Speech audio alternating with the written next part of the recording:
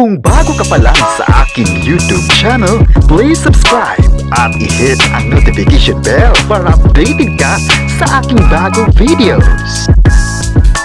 Kim Chiu, may pahayag sa ASAP Natin To. Bakit kaya thankful sa Sunday variety show ng ABS-CBN? Ang buong detalye, alamin!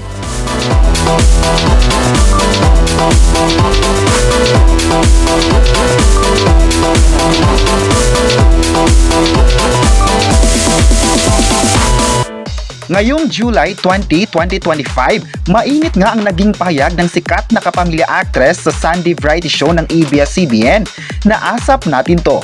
Ngayong taon ay pinagdiriwang ng programa ang 30 years sa entertainment industry kung saan marami sa mga kapamilya ang nagbigay ng pasasalamat sa nasabing show. Isa nga ang Kim Pao artist ang nagbigay ng mensahe. Ayon pa ni Kim Chiu, malaki nga ang opportunity na naibigay ng ASAP Natin To sa buhay niya. Pagkatapos nga ng stint niya sa bahay ni Kuya, sa kanyang journey bilang housemate, ay pasok agad siya sa ASAP noon na para mag-perform. Inamin din ng kapamilya actress at host na ginawa niya ang pagkanta, sayaw at maging ang hosting na hindi naman niya ginagawa noon, pero dahil sa ASAP Natin To ay mas na-develop ito at natutunan niya lahat. Kaya sa panahon noon ay masabi niyang malaking bagay ang naitulong nito sa buhay niya. Hanggang ngayon ay bit-bit niya ang mga bagay na natututunan niya sa ASAP Natin To. Sa ngayon ay part pa rin ng sikat na programa ng ABS-CBN si Kim Chiu at patuloy na nagmarka ang kanyang mga dance moves, singing at maging ang hosting performance sa entablado. Kaya marami sa mga fans nga ngayon ang nagsabing proud sila sa nakamit na kasikatan ni Kim Chiu na kung saan nagtiwala sa kanyang talento na kaya ito para sa mga fans. Mas gumaling pa nga ang actress na ito dahil ipinagkatiwala sa kanya ang mga bigating projects ng ABS-CBN. Hindi talaga niya makakalimutan ng mga bagay na ipinagkaloob sa kanya ng ABS-CBN. Kaya never niya talagang makakalimutan ng ASAP Natin To at patuloy pa rin niyang mamahalin. Aasahan nga na marami pang mga performances ang gagawin na ng isang Kim Chiu. Marami naman sa mga viewers ng longest running variety show ang proud sa kanya dahil hindi lang sa ASAP siya nagdingning, kundi pati na sa ibang shows ay umarangkada din. Kaya hindi talaga maitatanggi na marami sa mga fans ang nagsabing iba talaga si Kim Chiu dahil makikita ng tao kung gaano siya ka-thankful sa ASAP. Naging tahanan din ito ng kapamilya sa loob ng ilang dekada sa showbiz. Marami nga ang nagsabing sana magkakaroon pa siya ng maraming exposure sa programa o di kaya'y mga serye sa ABS-CBN dahil deserve nga nito na mabibigyan pa ng break sa showbiz.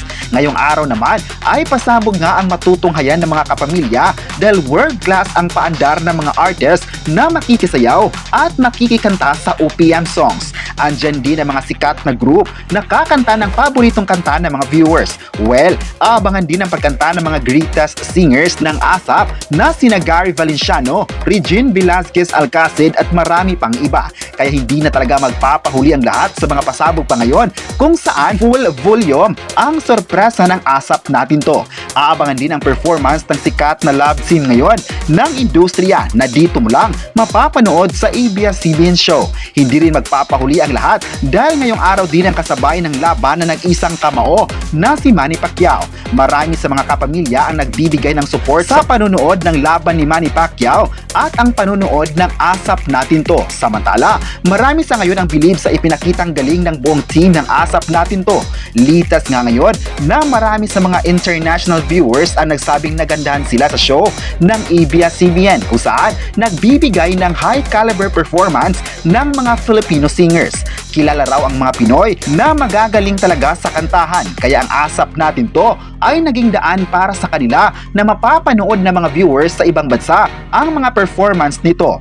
Ayon pa nila, magaling talaga ang ABS-CBN sa pagbubuo ng programa kung saan mag-highlight ng mga singing at dancing performance. Nakakaaliw nga tuwing linggo dahil pasabog kung pasabog ang mga episodes na mapapanood ng lahat. Kaya tuwing linggo ay trending ang mga topics ng ASAP dahil sa mga talento ng mga kapamilya artists na talaga namang ikina-proud ng mga audience.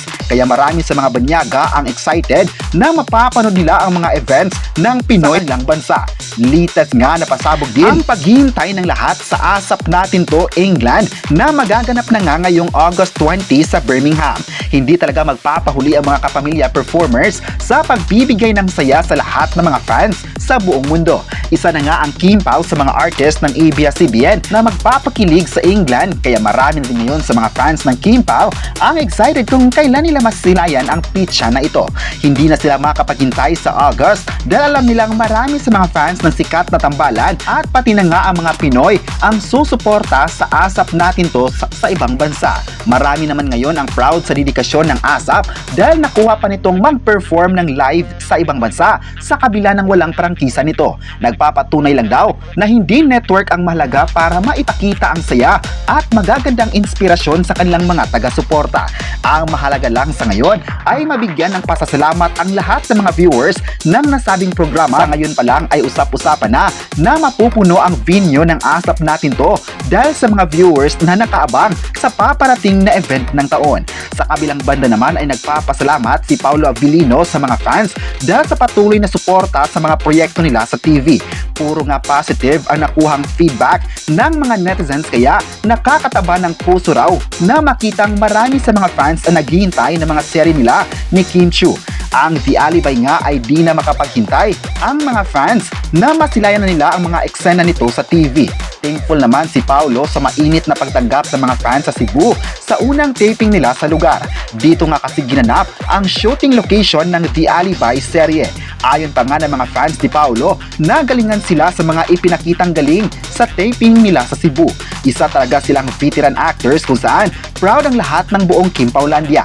Marami naman sa mga fans na nagsabing sana patuloy lang ang kanilang aurahan sa publiko kung saan nakita ng tao kung gaano nila kamahal ang mga fans. Never kasing nakita ng mga tagahanga ng Kim Pao na nagsungit ang dalawa. Dahil ayon pa nga nila ay mahal nila ang Kim Pao na tambalan. Marami din sa mga fans ang nagsabing hinihintay talaga nila ang mga susunod na proyekto ni na Kim Chiu at Paolo Abilino. Usap-usapan din ang next project ng dalawa, ang Korean series na Crash Landing on You, na marami na nga sa mga fans ang excited at game kung sila na nga ang gaganap sa nasabing series. Marami nga sa mga Kim Pao fans ang proud sa dalawa dahil kahit hindi pa nga sila tapos sa The Alibay ay may bago na namang usap-usapang serye ng dalawa. Talagang aabangan ito ng mga fani kung hindi magbabago ang plano, pero aminado naman ang lahat na sa kanila maibigay ang isang proyekto.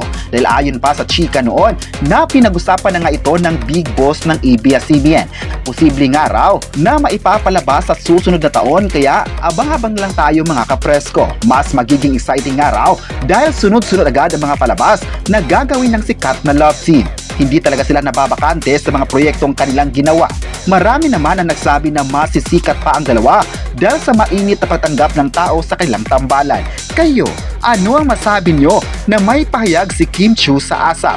I-comment na kung nagalingan din ba kayo kay Kim Chiu at huwag kalimutang i-subscribe ang ating YouTube channel.